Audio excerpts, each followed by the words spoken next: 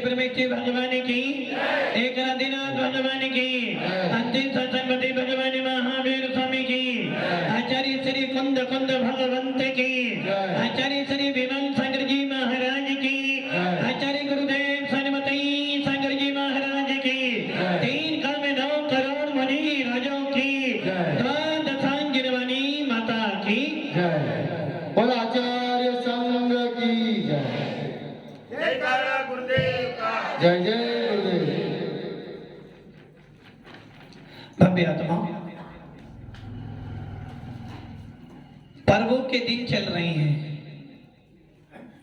अष्टानी का महापर्व जिसमें नमो सिद्धाणम, सिद्ध परमेश्वरों की वंदना की जाती है, क्योंकि प्रत्येक आत्मा का लक्ष्य सिद्ध बनना है। प्रत्येक उस जीव का जिसने जैन शासन में जन्म लिया है, उसका लक्ष्य मात्र सिद्धत्व की प्राप्ति करना है। जितना भी हमारा पुरुषार्थ हो रहा है, जितना भी हम उद्यम कर रहे हैं, जितना भी दान पूजन कर रहे हैं, या जितनी भी हम साधना कर रहे हैं, इस सब का लक्ष्य है अपनी आत्मा के स्वभाव को प्राप्त कर लेना। आत्मा का स्वभाव क्या है? ज्ञान और दर्शन। और वो ज्ञान और दर्शन प्रत्येक जीव आत्मा के अंदर विद्यमान है। एक इंद्री से लेकर 5 इंद्री तक के सभी जीवों में ज्ञान दर्शन विद्यमान है। इसलिए भगवान महावीर का शासन बार बार आपको संबोधन देता है कि हे आत्मन, अपने स्वभाव को जानने का पुरुषार्थ कर ले। यदि तूने अपनी आत्मा के स्वभाव को जानने का पुरुषार्थ कर लिया तो तेरे को भेद विज्ञान की प्राप्ति हो जाएगी। और भेद विज्ञान की प्राप्ति हो जाना मतलब आपका मोक्ष में जाना फाइनल। जिस प्रकार यदि आपने एडमिशन लिया है तो फीस जमा करनी, पहले फीस जमा करो, बाद में एडमिशन फॉर्म आता है। वैसे ही यदि आपने भेद विज्ञान प्राप्त कर लिया है, किसका भेद विज्ञान? पुद्गल का। पुद्गल से यदि भेद विज्ञान किया है तो संसार मिलेगा। यदि कसाई से कसाई का भेद विज्ञान किया है तो संसार मिलेगा। आपको भेद विज्ञान करना है चेतन और अचेतन में, निज में और पर में, संसार और मोक्ष के पदार्थों में आपको भेद विज्ञान प्राप्त करना है। यदि आपको एक बार भेद विज्ञान प्राप्त हो जाता है तो निश्चित है अब आप किसी भी गति में चले जाना, किसी भी पर्याय में चला जाना, कितना ही मिथ्यात्व कर्म का उदय आ जाए, किंतु जब आपका अर्ध पुंजल परावर्तन काल में कुछ समय, कितना समय? 8 वर्ष, 8 अंतर्मूर्त, 8 वर्ष और 1 अंतर्मूर्त शेष रह जाएगा, आपको मुनि बनकर मोक्ष में जाना। क्योंकि आपने क्या कर लिया था? भेद विज्ञान। जिस प्रकार यदि कोई एक बार संयम बन जाए, भले वो एक दिन के लिए बने, जीवन भर सारी सुविधाएं, यदि मान लो यदि वो एक दिन के लिए सीएम बना, सरकार गिर जाए, क्या कहेगा कि सीएम तो बना, भले वो एक दिन के लिए बना हो, और यदि वो एक दिन के लिए सीएम बना है, जीवन भर उसको फ्लाइट से जाना हो, ट्रेन से जाना हो, गाड़ी से जाना हो, टेलीफोन का बिल हो, उसके लिए कहीं भी वो जाएगा, उसको पूरी सुविधाएं भूतपूर्व की मिलेगी, उसकी पेंशन भी मिले। कितने दिन के लिए बना हो? 1 दिन। और जो 5 साल के लिए बने, जो 1 दिन के लिए बना उसको भी सारी सुविधाएं वही मिल रही हैं, और जो 5 साल के लिए बने उसको भी सारी सुविधाएं। अंतर क्या बढ़ेगा? जो 1 दिन के लिए बना था उसने कुछ कमाया नहीं, और जो 5 साल के लिए बना उसने क्या किया? बेईमानी कर करके पूरी तिजोरी।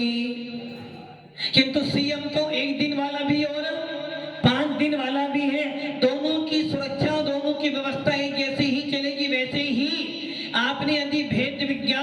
यदि आपने समय के दर्शन एक समय के लिए भी प्राप्त किया है और किसी ने 33 सागर के लिए प्राप्त कर लिया, किसी ने 66 सागर के लिए प्राप्त किया, किसी ने अंतर्मुहूर्त के लिए प्राप्त किया।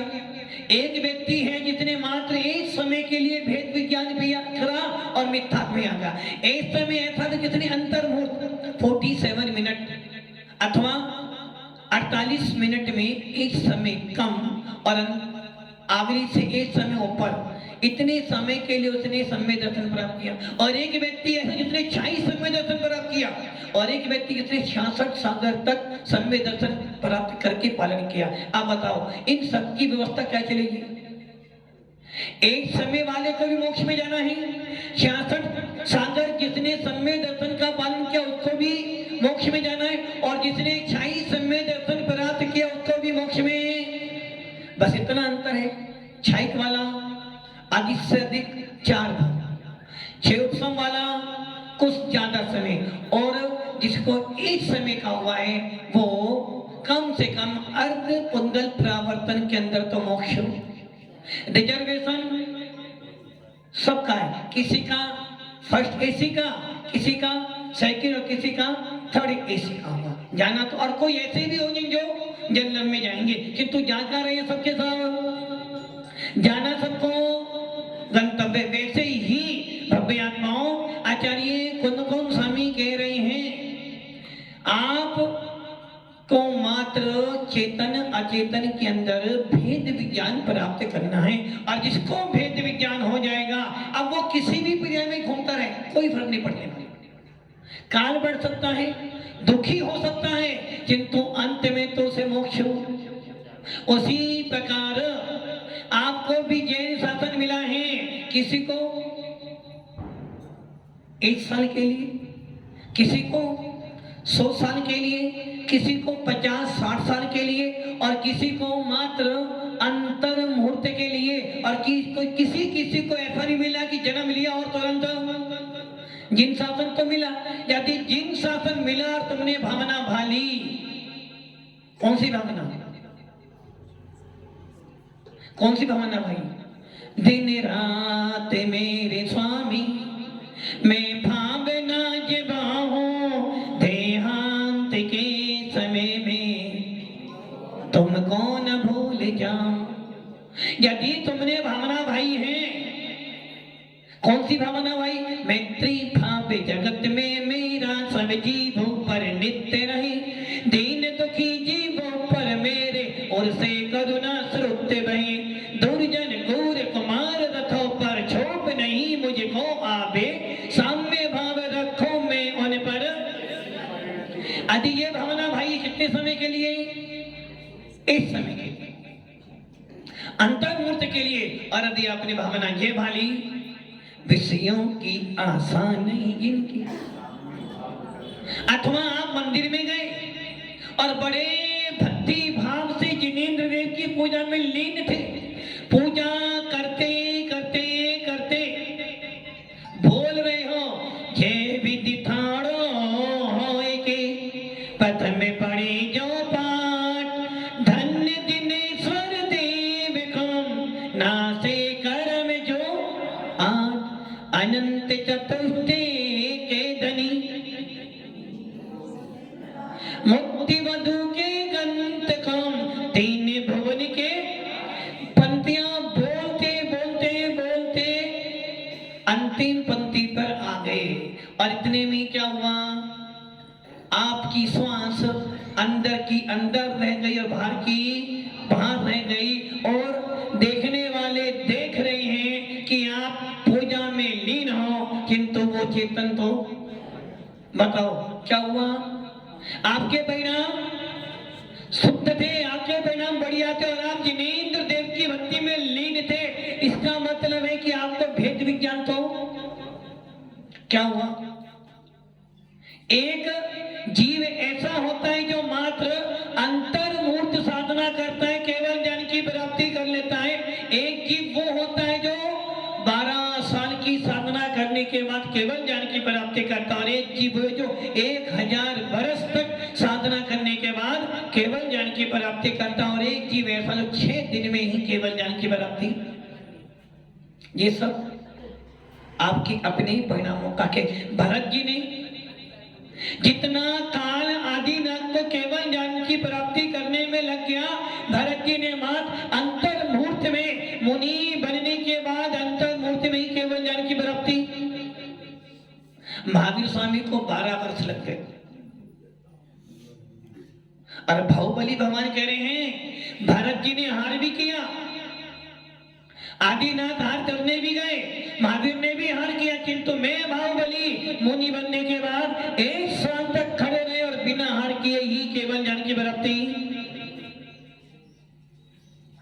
ये सारा खेल आपके स्वयं के परिणामों का है, भावों का है। इसलिए कुछ भी करना एक बार तो सम्यक दर्शन है भेद विज्ञान, किंतु वो भेद विज्ञान किसमें करना है, ये विवेक आपके अंदर होना चाहिए। यदि आपने भेद विज्ञान धर्म और अपने में कर लिया तो गलत हो जाएगा, यदि आपने भेद विज्ञान देव साथ गुरु में और अपने में कर लिया तो गलत हो जाएगा, और यदि आपने भेद विज्ञान संयम में और अपने में कर लिया तो गलत हो जाएगा।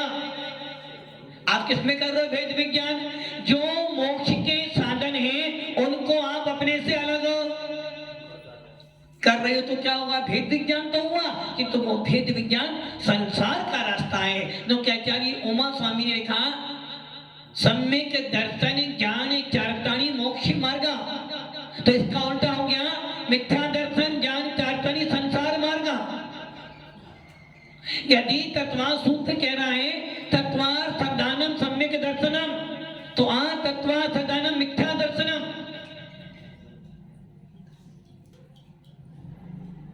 बात समझ में आ गई? यदि कसाई करने से संसार बढ़ता है तो कसाई छोड़ने से संसार घटता है। यदि राग देश करने से कर्म आते हैं तो राग देश छोड़ने से कर्म नष्ट भी होते हैं। एक तरफ संसार है, एक तरफ मोक्ष मार्ग है। आपको कहाँ बढ़ना है? जहाँ बढ़ना हो वैसी बढ़ती करना। स्वाध्याय संयम सामायिक ध्यान करने से यदि कर्मों की निजरा होती है तो संसार के काम करने से संसार की वृद्धि भी होती है। इसलिए भव्य आत्माओं भेद विज्ञान आपको करना है। किसमें करना है? जिस प्रकार एक महिला जब खाना पकाती है या एक रसोईया जब पाक कर्म करता है तो वो दाल और कंकड़ में भेद विज्ञान करता है। जब कोई पाक शास्त्री पाक भोजन की क्रिया करता है तो उस समय वो भेद विज्ञान करके ही बनाता है, किंतु वो भेद विज्ञान किसके लिए हो रहा है? मात्र धन कमाने के लिए हो रहा है। हमारा भेद विज्ञान किसके लिए होना चाहिए? मोक्ष मार्ग के लिए, अपनी आत्मा के लिए। और वो भेद विज्ञान किसमें करना है? आत्मा और किसमें? आत्मा भी एक द्रव्य है। नीचे द्रव्य हमारी आत्मा 7 तत्व में है, 9 पदार्थ है, 6 द्रव्य है, 5 अस्थिकाएं हैं। इन सब में मेरी आत्मा भी 6 द्रव्यों में जीव द्रव्य हूं, 7 तत्वों में जीव तत्व हूं, 9 पदार्थों में जीव पदार्थ हूं और 5 अस्थिकाएं में जीव अस्थिकाएं हूं।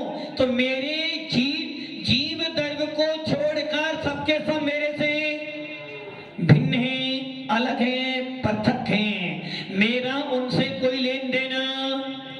और मेरे जीव द्रव्य में अन्य कोई जीव द्रव्य भी, घर में मम्मी है, पापा है, मम्मी जी भी है, पापा जी भी है, भैया भी है, बेटा भी है, पोता भी है। बताओ आपकी आत्मा में इसमें से कौन कौन है? आपने भेद विज्ञान तो किया, जीव अलग है पुष्कल। मेरे जीव द्रव्य को छोड़कर सारे वस्तुएं जितनी अचेतन सब मेरे से रहित हैं, किंतु मेरा परिवार तुमसे अलग है क्या? नहीं महाराज जी, परिवार तो मेरा ही तो है। भेद विज्ञान का अर्थ है मेरे जीव द्रव्य में अन्य कोई जीव द्रव्य की सत्ता भी, मेरे ज्ञान गुण में अन्य किसी का ज्ञान गुण नहीं है, मेरे घर में किसी दूसरे का अस्तित्व। सीपी साहब घर बन रहा है, उसका मालिक कौन है? आप ही तो हो ना, या बेटा भी है? रजिस्ट्री किसके नाम है? आपके नाम है। बेटे के नाम तो बेटा तो मालिक, वो तो किराएदार है। किराएदार को दुकान देते हो, मकान देते हो, पगड़ी पूरी रख लेते हो, किराया भी देता है, फिर भी मकान किराएदार, मालिक। एग्रीमेंट साल भर का, 2 साल का, 3 साल का, 5 साल का। पगड़ी भी ली है, और पगड़ी भी कितनी होगी? 5-10 पेटी ली ना, होगा तो नहीं, पेटी ले ली। किराया भी लोगे, उसके बाद भी मालिक कौन है? 5 साल का एग्रीमेंट है, मालिक कौन है? 5 साल तक उसने तुमको 5 पेटी भी दी है, किराया भी दे रहा है, फिर भी यदि एक कील ठुकनी है तो पहले परमिशन आपकी लेनी पड़ेगी। मालिक कौन है?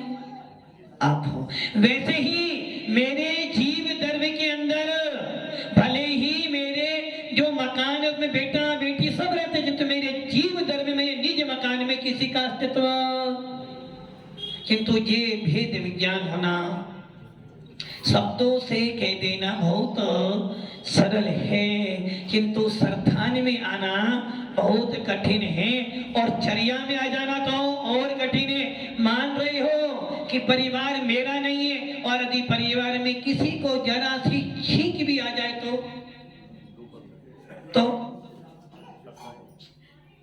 यदि बेटे को बुखार आ जाए और डॉक्टर कहते भाई अभी तो बुखार उनका बिगड़ गया, क्या हो जाएगा? क्या हो जाएगा? आपको तो बुखार नहीं है ना, और मान लो पड़ोसी के बुखार आ जाए तो जाओगे भाई? बुखार ये तो सभी मौसम ही ऐसा है, आएगा चला जाएगा, सहन तो करना ही पड़ेगा। और अपने बेटे को हो जाए तो फिर ये नहीं बोलोगे कि मौसम खराब है, हो गया है, ठीक हो जाए, फिर तो रात दिन भर फिर क्या चिंतन करेंगे? रात दिन आपको वही चिंता, पूजा करते करते भी आपको वही ध्यान आएगा, बेटा ठीक हो जाए, बेटा ठीक हो जाए। और यही है मोह माह मद पियो अनादि भूल आपको। और क्या कह रहे हो? भेद विज्ञान किसमें करना है? ये तो भेद विज्ञान करना है, यही भेद विज्ञान करना है कि सारे घर का काम करता हूं, घर की एक एक व्यवस्था मैंने की है, घर मैंने बनाया, सामान मैं लाया, बच्चे पोते मैंने किए, मेरे ये सारे। उसके बाद भी कोई तुम्हें काम करना हो तो पहले परमिशन मम्मी जी से लो, पापा जी से लो, नहीं तो फिर अपने स्वामीनाथ से लो, और उसके बाद भी 10 बार। इसका मतलब स्पष्ट कौन स्वामी करें, प्रैक्टिकल कर लो भैया। प्रत्यक्ष में तुमको मना कर रहे हैं ना, तेरा अधिकार नहीं है। दुकान दी है, किराए पे दी है, तेरा अधिकार। जितना पैसा भर रहा उतना कमाता है ना, बस अधिकार किसका है? मालिक का। वैसे ही तेरी आत्मा का मालिक, और आपने किसको बना दिया? कभी बेटे के अनुसार, कभी पापा के अनुसार, कभी मम्मी के अनुसार, कभी होम मिनिस्टर के अनुसार। हुआ क्या? कभी अपने अनुसार चले क्या? मालिक कौन है? मकान तो मालिक ही, मालिक तो वही है, तुम मालिक हो। वैसे ही तुम्हारी आत्मा का मालिक कोई नहीं है, किंतु आपने अपने आत्मा के मालिक को सबको बनाया, लेकिन अपने आप को कभी नहीं बनाया। इसलिए आचार्य भवन करें, एक समय के लिए भेद विज्ञान प्राप्त कर ले। किसमें?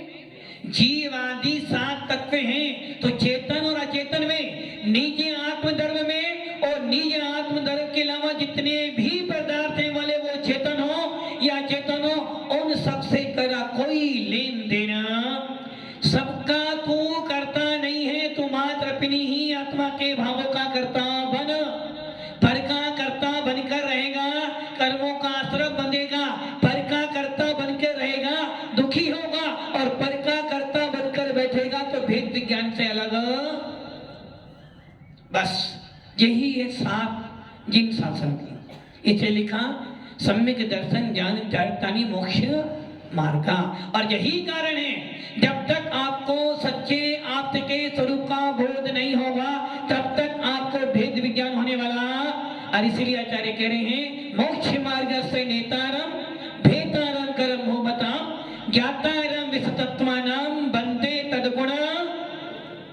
जो आप्त हैं, जो भगवान हैं, जो आराध्य हैं, जो अरिहंत हैं, नमो अरिहंताणम। इसका अर्थ हो गया हितोपदेशी, वीतरागी और सर्वज्ञ। जिसमें ये तीन गुण पाए जाते हैं वो होता है आप।